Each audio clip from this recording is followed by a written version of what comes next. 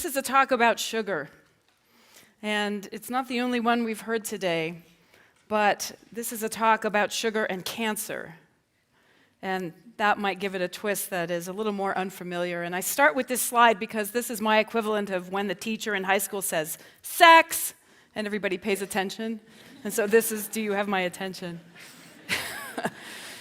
And I became interested in sugar actually when I was in college. Not this kind of sugar, though. It was the sugar that our biology professors taught us about in the context of the coating of your cells. And maybe you didn't know that your cells are coated with sugar. And I didn't know that either until I took these courses in college. But back then, and this was in, let's just call it the 1980s, this was then people didn't know much about why our cells are coated with sugar. And I save my old college notes. Do people save their notes from their college classes and dig through them once in a while? And when I dug through my notes, what I noticed I had written down is that the sugar coating on our cells is like the sugar coating on a peanut M&M. And do you remember that commercial from the 1970s or 80s, which is that M&Ms melt in your mouth, but not in your hand, right? And people thought the sugar coating on our cells was like a protective coating that somehow made our cells stronger or tougher. But we now know, many decades later, that it's much more complicated than that, and that the sugars on our cells are actually very complex. And if you could shrink yourself down to a little miniature airplane and fly right along the surface of your cells, it might look something like this, with geographical features. And now the complex sugars are these trees and bushes, weeping willows that are swaying in the wind and moving with the waves. And when I started thinking about all these complex sugars that are like this foliage on our cells, it became one of the most interesting problems that I encountered as a biologist and also as a chemist. And so now we tend to think about the sugars that are populating the surface of our cells as a language. They have a lot of information stored in their complex structures. But what are they trying to tell us? And this is a very exciting area of biology and medicine that I've been working on now for almost 20 years in my own career. I can tell you that we do know some information that comes from these sugars, and it's turned out already to be incredibly important in the world of medicine. For example, one thing your sugars are telling us is your blood type. So your blood cells, your red blood cells, are coated with sugars, and the chemical structures of those sugars determine your blood type. So for example, I know that I am blood type O. And how many people are also blood type O? Get your hands up. It's a pretty common one. And so when so few hands go up, either you're not paying attention or you don't know your blood type, and both of those are bad, okay? But for those of you who share the blood type O with me, what this means is that we have this chemical structure on the surface of our blood cells. 3 simple sugars linked together to make a more complex sugar. And that, by definition, is blood type O. Now, how many people are blood type A? Right here. So that means you have an enzyme in your cells that adds one more building block, that red sugar, to build a more complex structure. And how many people are blood type B? Quite a few. You have a slightly different enzyme than the A people, so you build a slightly different structure. And those of you that are AB have the enzyme from your mother, the other enzyme from your father, and now you make both of these structures in roughly equal proportions. And when this was figured out, which is now back in the previous century, this enabled one of the most important medical procedures in the world, which of course is the blood transfusion. And by knowing what your blood type is, we can make sure, if you ever need a transfusion, that your donor has the same blood type so that your body doesn't see foreign sugars, which it wouldn't like and would certainly reject. What else are the sugars on the surface of your cells trying to tell us? Well, those sugars might be telling us that you have cancer. So a few decades ago, correlations began to emerge from the analysis of tumor tissue.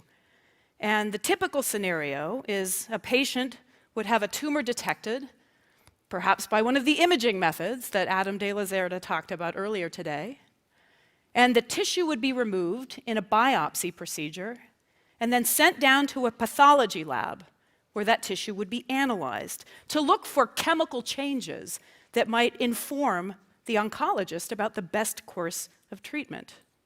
And what was discovered from studies like that is that the sugars have changed when the cell transforms from being healthy to being sick.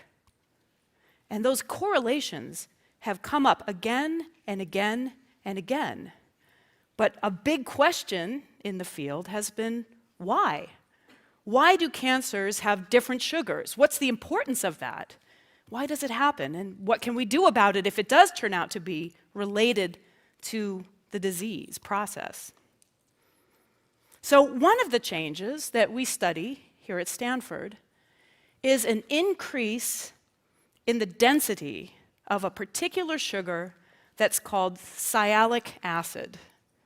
And I think this is going to be one of the most important sugars of our time, so I would encourage everybody to get familiar with this word. Sialic acid is not the kind of sugar that we eat. Those are different sugars. This is a kind of sugar that is actually found at certain levels on all of the cells in your body. It's actually quite common on your cells. But for some reason, cancer cells, at least in a successful progressive disease, they tend to have more sialic acid than a normal healthy cell would have. And why? What does that mean? Well, what we've learned is that it has to do with your immune system. So let me tell you a little bit about the importance of your immune system in cancer. And this is something that's, I think, in the news a lot these days. You know, people are starting to become familiar with the term cancer immune therapy. And some of you might even know people who are benefiting from these very new ways of treating cancer. What we now know is that your immune cells, which are the white blood cells coursing through your bloodstream, they protect you on a daily basis from things gone bad, including cancer. And so, in this picture, those little green balls are your immune cells, and that big pink cell is a cancer cell. And these immune cells, they go around and they taste all the cells in your body. That's their job. And most of the time, the cells taste okay. But once in a while, a cell might taste bad. Hopefully, that's the cancer cell. And when those immune cells get the bad taste, they launch an all-out strike and they kill those cells. So we know that. We also know that if you can potentiate that tasting, if you can encourage those immune cells to actually take a big old bite out of a cancer cell, you get a better job protecting yourself from cancer every day and maybe even curing a cancer. And there are now a couple of drugs out there in the market that are used to treat cancer patients that act exactly by this process. They activate the immune system so that the immune system can be more vigorous in protecting us from cancer. And in fact, one of those drugs may well have spared President Jimmy Carter's life. Do you remember President Carter had malignant melanoma that had metastasized to his brain? And that diagnosis is one that is usually accompanied by numbers like months to live. But he was treated with one of these new immune-stimulating drugs, and now his melanoma appears to be in remission, which is remarkable, considering the situation only a few years ago. In fact, so remarkable that provocative statements like this one, cancer is having a penicillin moment, people are saying, with these new immune therapy drugs. I mean, that's an incredibly bold thing to say about a disease which, as Adam mentioned earlier, we've been fighting for a long time and mostly losing the battle with. So this is very exciting. Now, what does this have to do with sugars? Well, I'll tell you what we've learned. When an immune cell snuggles up against a cancer cell to take a taste, it's looking for signs of disease. And if it finds those signs, the cell gets activated and it launches a missile strike and kills the cell. But if that cancer cell has a dense forest of that sugar, sialic acid, well, it starts to taste pretty good. And there's a protein on immune cells that grabs the sialic acid. And if that protein gets held at that synapse between the immune cell and the cancer cell, it puts that immune cell to sleep. The sialic acids are telling the immune cell, hey, this cell's all right. Nothing to see here. Move along. Look somewhere else. So in other words, as long as our cells are wearing a thick coat of sialic acid, they look fabulous, right? It's amazing. And what if you could strip off that coat and take that sugar away? Well, your immune system might be able to see that cancer cell for what it really is, something that needs to be destroyed. And so this is what we're doing in my lab. We're developing new medicines that are basically cell surface lawnmowers, molecules that go down to the surface of these cancer cells and just cut off those sialic acids so that the immune system can reach its full potential in eliminating those cancer cells from our body. So, in closing, let me just remind you again. Your cells are coated with sugars. The sugars are telling cells around that cell whether the cell is good or bad. And that's important because our immune system needs to leave the good cells alone. Otherwise, we'd have autoimmune diseases.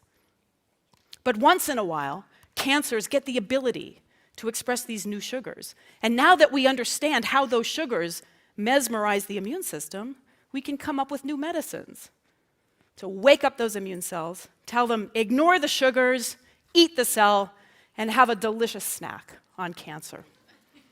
Thank you.